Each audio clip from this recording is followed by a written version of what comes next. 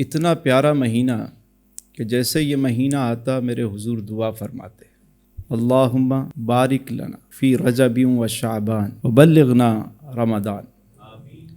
حضور دعا فرماتے کہ یا اللہ ہمیں رجب اور شعبان میں برکت عطا فرما اور ہمیں خیر سے رمضان نصیب فرما۔ اور پھر حضور علیہ السلام نے فرمایا کہ الرجب شہر اللہ، رجب اللہ کا مہینہ ہے۔ حضور فرماتے ہیں وشعبان الشاری، اور شعبان میرا مہینہ ہے، ورمضان الشہر امتی، اور رمضان میری امت کا مہینہ ہے۔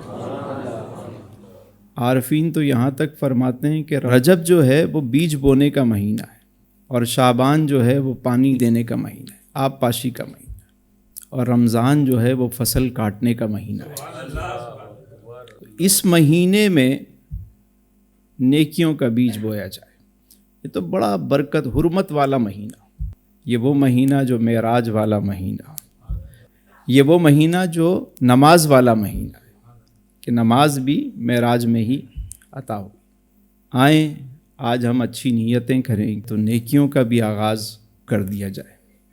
بلکہ صحابہ کرام کا تو یہ معمول تھا کہ وہ رجب میں ہی اپنے معمولات سے فارغ ہو جاتے تھے، رجب اسٹارٹ ہونے سے پہلے اپنے سارے کام کاج سے فارغ ہو جاتے۔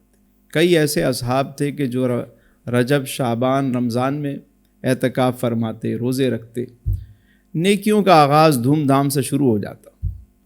تو ہم بھی آج سے تو جو نماز نہیں پڑھتے وہ نماز کی نیت کریں، جو درود نہیں پڑھتے وہ درود کی نیت کریں، اچھے کام کا آغاز اس مہینے سے سٹارٹ کر دیں۔ تو پہلے سے تیاری، استقبال رمضان کے لیے ابھی سے تیاری شروع کر دی جائے۔